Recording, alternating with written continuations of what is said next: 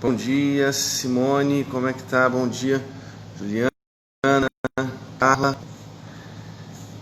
irmã Alda também aqui, Carla Ribeiro, Juliana Milhomem, que bom que vocês estão aqui, que Deus abençoe. Aminon, grande amigo Aminon, a paz de Cristo, que Deus abençoe os nossos corações. Bom dia, minha tia Marise está aqui também, que Deus abençoe as nossas vidas. Ana, minha mãe também entrou, que bom, Simone, bom dia, que Deus abençoe as nossas vidas, nossos corações, que esta manhã seja mais uma manhã na presença dEle, sempre, né? Que todos os nossos dias sejam dias na presença dEle, diante da palavra dEle, e começar o nosso dia diante da presença dEle e de sua palavra é completamente diferente. É muito bom começar o nosso dia lendo a palavra, ouvindo a voz do Senhor através da palavra de Deus. Bom dia, Esther, bom dia, irmã Zilda, bom dia, Mateus, bom dia, Maria, que bom, Cássia também entrou aqui agora, bênção do Senhor, bom dia, Beth, Mateus Freitas, que bom, tá travando já? Se estiver travando, eu vou ter que entrar, vou ter que sair e voltar de novo. Como é que tá? Hoje eu estou tentando usar o meu telefone. Para vocês, está travando ou está normal? Bom dia, irmã Cida. Bom dia, Mateus, Rafael. Que bom. Só me deem um toque para saber se realmente a imagem está boa, se o vídeo está bom. Então tá, a Carla está dizendo que tá normal.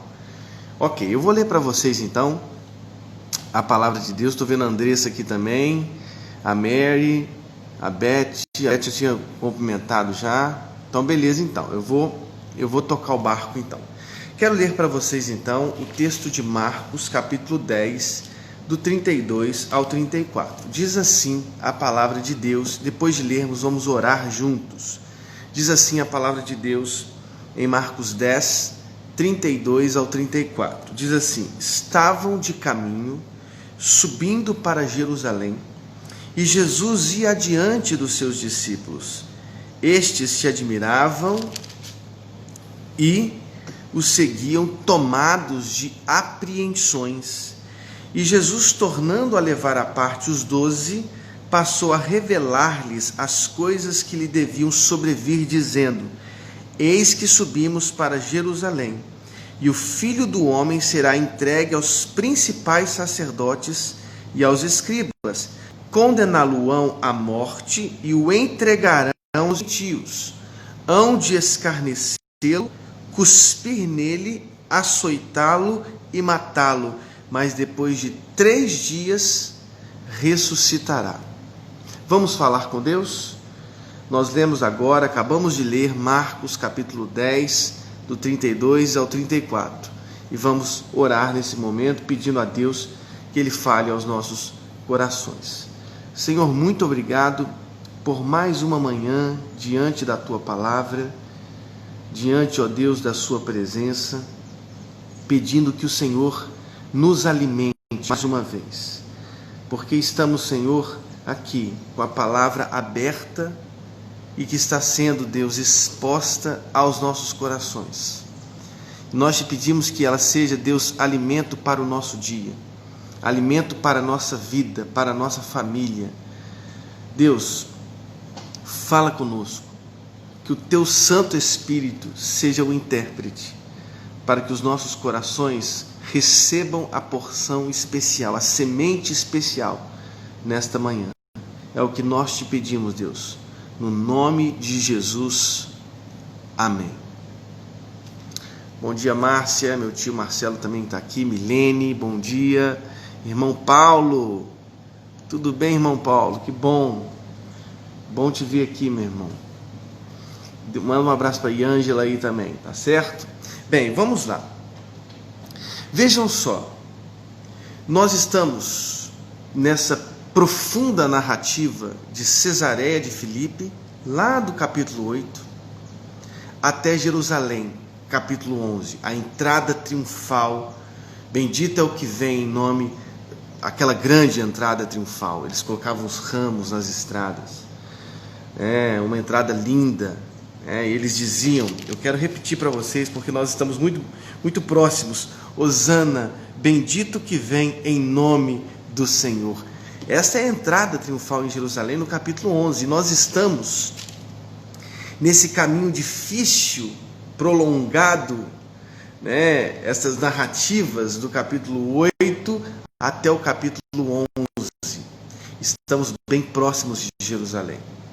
É nessa ambiência psíquica, emocional, que nós precisamos interpretar estes versos que acabamos de ler.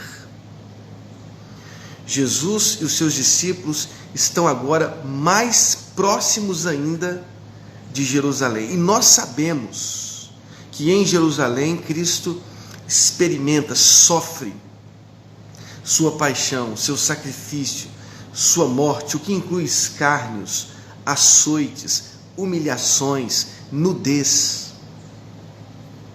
Veja, então é essa ambiência psíquica, emocional, que é o Sitzenleben, que é o lugar, que é esse ambiente vital que nos oferece então condições de interpretar cada verso dessas palavras. Agora veja só, olha o que diz o texto: os seus discípulos admiravam-se e o seguiam tomados de apreensões.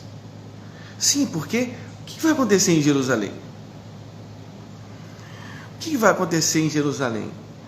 Por que o Filho do Homem insiste em falar sobre sofrimento, sobre escárnios, sobre humilhação? É a terceira vez, aliás, nessas narrativas de Cesareia de Filipe até Jerusalém, que Cristo fala abertamente e mais profundamente ainda sobre sua paixão, sobre o seu sofrimento.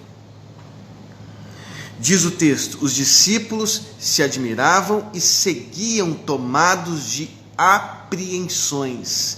Se Jesus é verdadeiramente o Messias, por que ele insiste em falar sobre sofrimentos e morte? Parece que a Cida está falando que travou aqui. Travou só para a Cida ou para os demais? Estou sofrendo com isso, com essa coisa de internet. A Ana está perguntando se é o lugar que eu fico. Na verdade, em qualquer lugar que eu fico, acontece isso. Eu estou achando que eu vou lá para um outro planeta colocar meu telefone. A Cássia está falando que está normal. A Cássia está dizendo que está normal. Bem, eu vou continuar. Vou continuar então, porque parece que normalizou.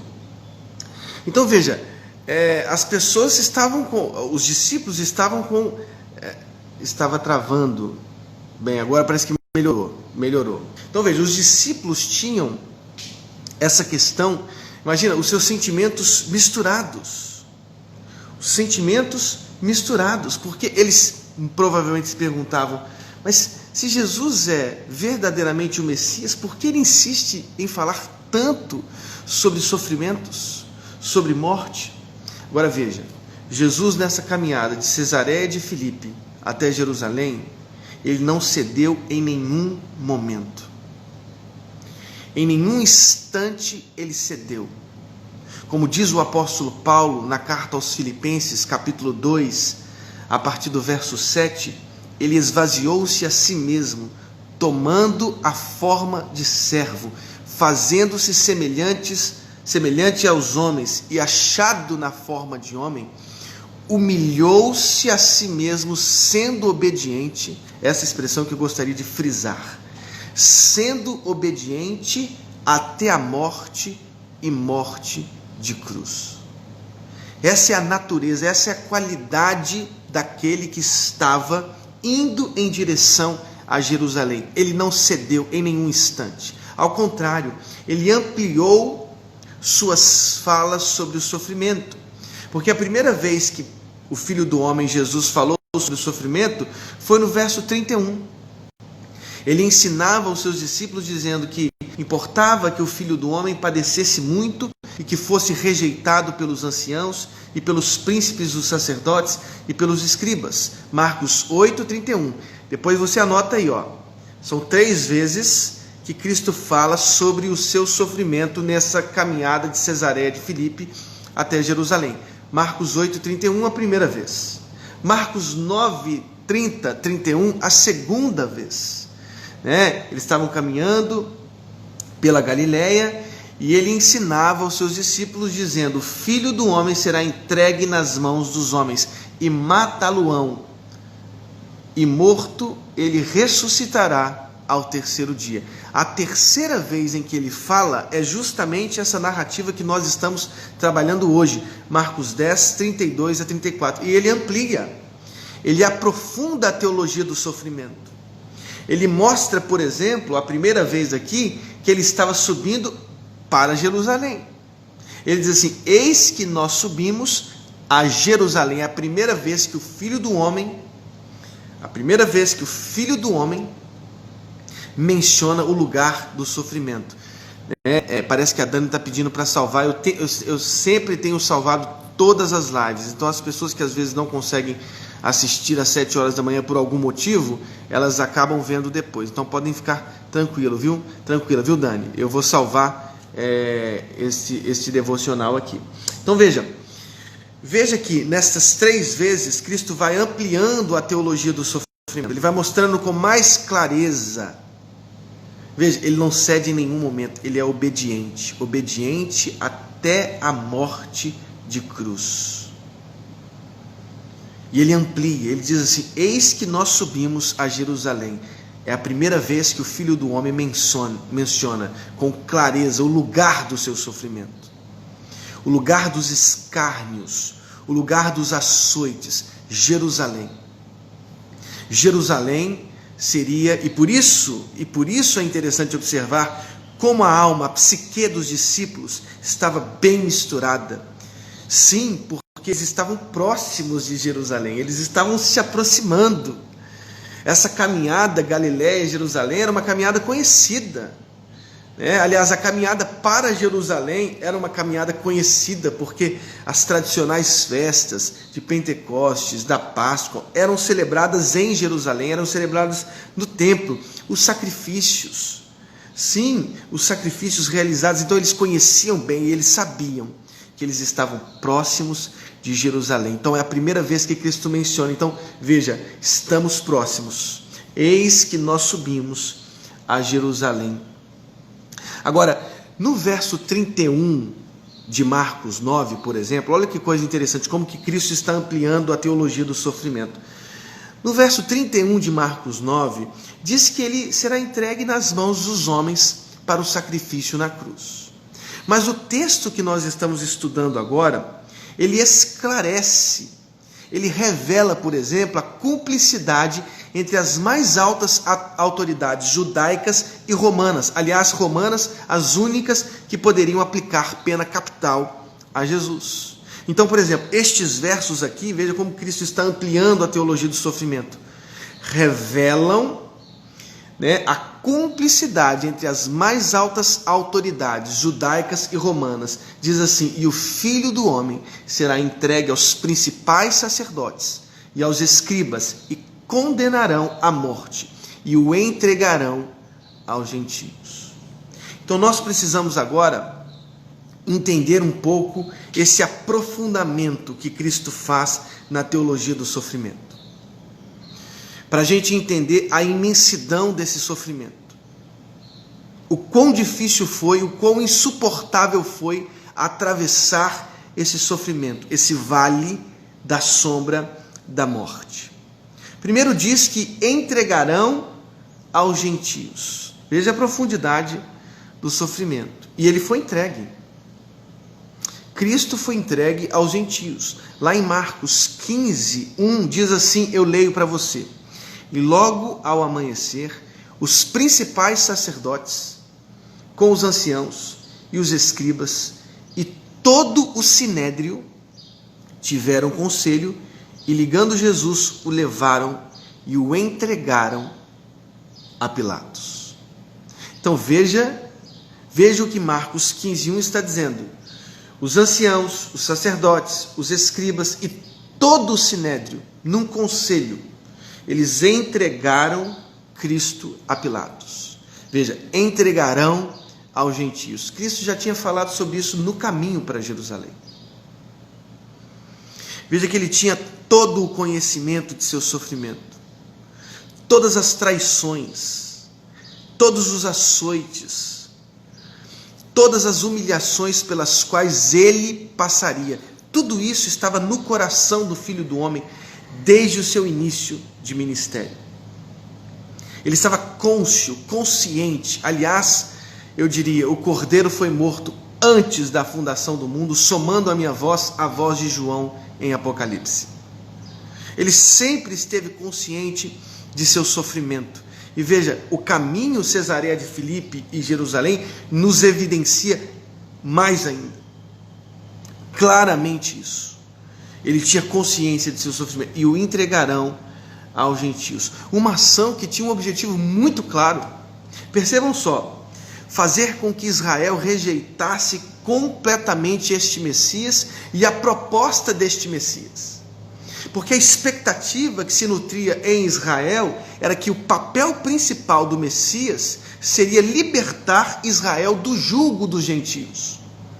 E veja, numa inversão total desse ilogismo, dessa expectativa, Cristo diz: eu serei entregue, entregarão o Filho do Homem, entregarão o Messias, o Christos, ou ungido, nas mãos dos gentios. Mas veja, ele não é o Messias, não é o papel deste Messias libertar Israel do jugo dos gentios. Por que ele está sendo açoitado? Porque ele vai ser executado nas mãos dos gentios. E diz mais o texto: e o escarnecerão. E o escarnecerão, e açoitarão, e cuspirão nele. Quero ler alguns versos para você. Lá em Marcos 14:65 diz assim, eu leio para você: e alguns começaram a cuspir nele, e a cobrir-lhe o rosto, e a dar-lhe punhadas com punhos, batendo em Cristo, e a dizer-lhe: profetiza, profetiza.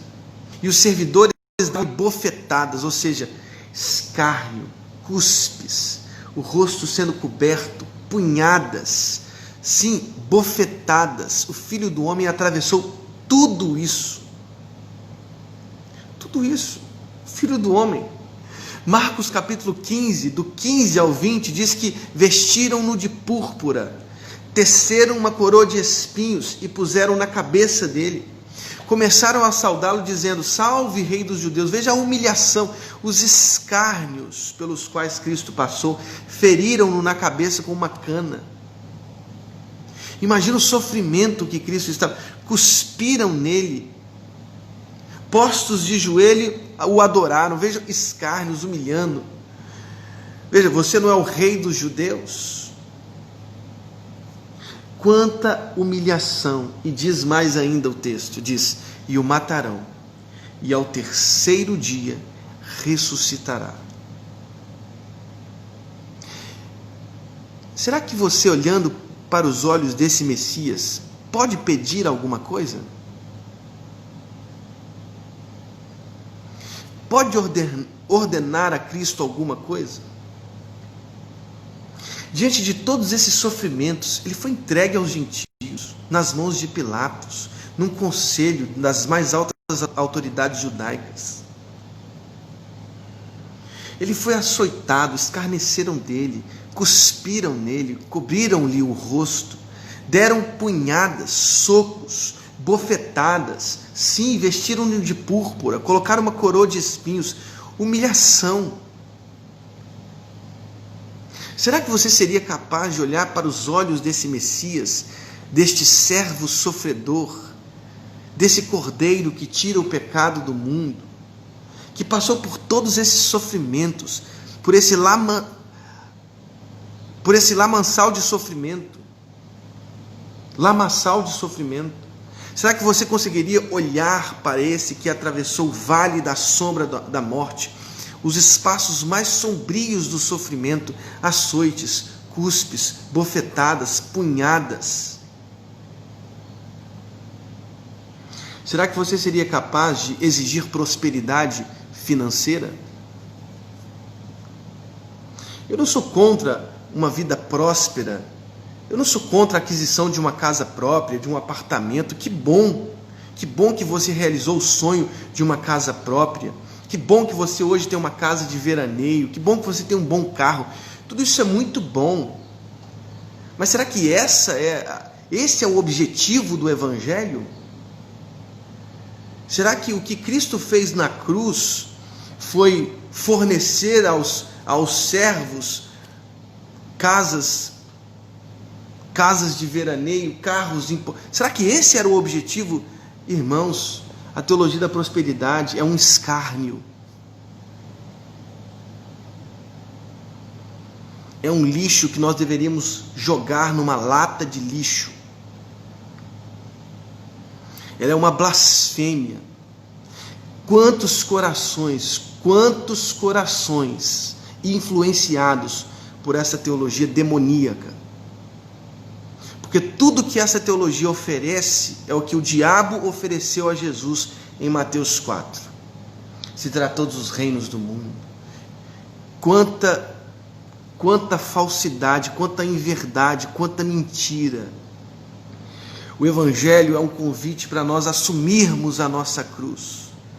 O Evangelho é um convite para assumirmos a nossa condição de servos. Os últimos serão os primeiros. Se você quer ser grande, se você quer ser primeiro, então faça o seguinte: seja servo. Lave os pés dos outros. Sirva com todo o seu coração, com toda a sua alma. A teologia da prosperidade é um escárnio público. Esse mal tem que ser solapado das nossas teologias, da nossa espiritualidade, das nossas igrejas.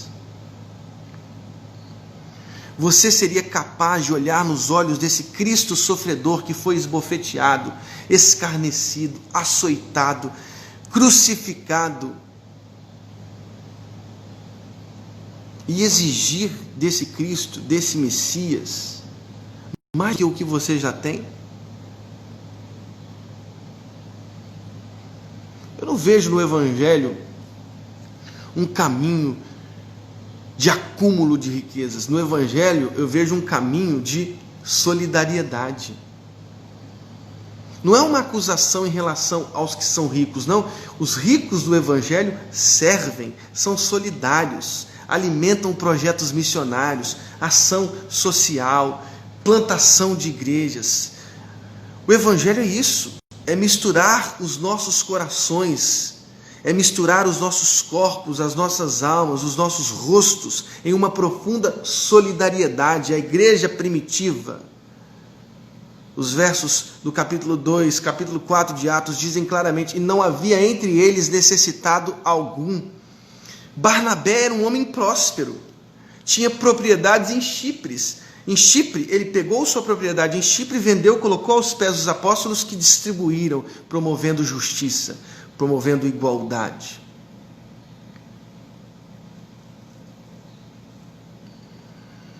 Eu acho que o meu coração precisa ser transformado diante desse Evangelho. Eu não sei se você se sente assim, mas o meu coração, essa é a minha sensação. Eu preciso ter um coração mais solidário, um coração que pensa mais no próximo, um coração que se mistura aos outros corações e diz assim: vamos ser um, vamos ser corpo, vamos ser igreja de verdade, porque se formos igreja, pelo menos nesse nosso espaço aqui não vai haver um necessitado.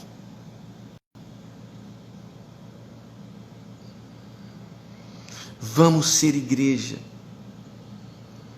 olhando para os olhos do Cordeiro, do servo sofredor, do Messias sofredor, do Christos sofredor, que foi esbofeteado, açoitado, escarnecido, humilhado, cuspido.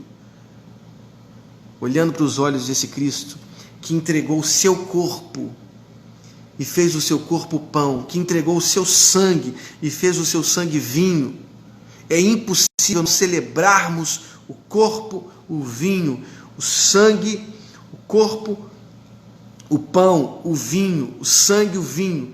É impossível não celebrarmos a Eucaristia nessa perspectiva. É impossível não celebrarmos a ceia do Senhor se não pensando que o meu coração precisa se unir aos outros corações nessa mesa, nesta fraternidade. Entregar o corpo, entregar o sangue. Completar o sofrimento de Cristo, como o apóstolo Paulo diz. Completar o sofrimento de Cristo no nosso próprio corpo. Entregar o nosso corpo, o nosso sangue. Porque Cristo entregou o seu corpo e o seu sangue. Participar do sofrimento de Cristo. Na ceia do Senhor, nós celebramos isso. Veja, por exemplo, um péssimo exemplo da igreja de Corinto. Capítulo 11. Aliás, todos os capítulos de Corinto. Divisões, facções. Uns se diziam de Pedro, outros de Apolo, outros de Cefas, a expressão Cefas, Pedro, outros de Cristo, outros de Paulo. Divisões. Na ceia, os ricos que chegavam primeiro comiam tudo e não deixavam para os trabalhadores braçais que chegavam depois comerem. Faziam separação na própria estrutura da casa. Você tinha um átrio triclínio na arquitetura das casas antigas de Corinto. Separavam-se por questões sociais. Está na hora de nós invertermos esse ilogismo da desigualdade, do ódio, da falta de amor, da insensibilidade e nos unirmos ao corpo do sacrifício de Cristo, ao corpo sacrificado, humilhado, esbofeteado, cuspido de Cristo. Unir-se a Cristo é unir-se ao sofrimento pelo qual Ele passou. Que esse sofrimento tenha sentido em sua vida. Tudo isso Ele fez por você. Amanhã nós vamos estudar este verso aqui, verso 45.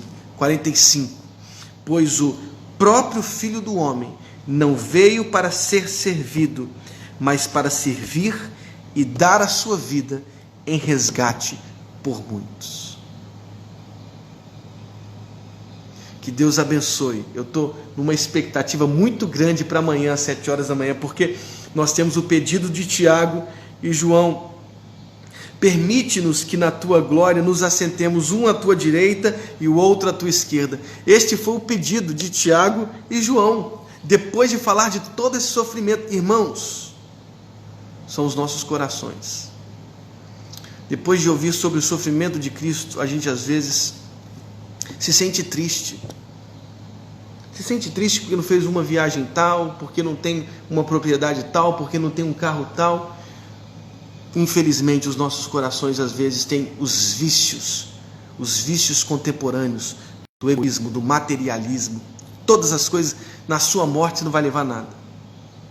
Na sua morte você não vai levar absolutamente nada. Que você leve na sua morte a entrega do seu corpo em todas as suas vidas, a entrega do seu sangue, a sua vida, corpo, alma, sentimento, tudo envolvido nesse projeto lindo que é o Evangelho.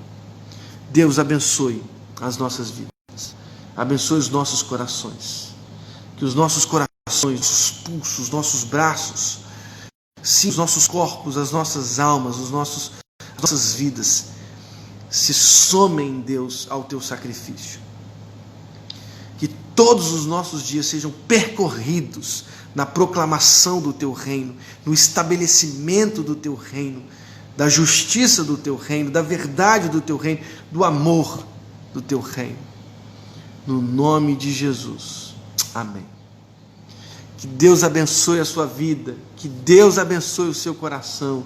Estou vendo aqui Padre Douglas, um grande amigo meu, que nós temos a honra de participar de um mesmo grupo de pesquisa lá na PUC. Que Deus abençoe muito todos que estiveram aqui. Carolina, irmão Paulo, que bom, Paulo, manda um abraço para a irmã Ângela, meu pai aqui também, Sebastião também, Márcia, que Deus abençoe muito a vida de vocês. Félix, que Deus abençoe. Ruth, estou vendo a Ruth aqui, irmã Beth também, já tinha cumprimentado, Adrica Antunes, a irmã Zilda, que Deus abençoe. Cássia, minha prima Lorena, que bom ver minha prima Lorena aqui. Uma bênção de Deus, que Deus abençoe vocês em nome de Jesus. Um grande abraço, que Deus abençoe vocês, um dia excelente, no nome de Jesus. Cássia, Mary, Carla, um grande abraço, fica com Deus, até amanhã às 7 horas.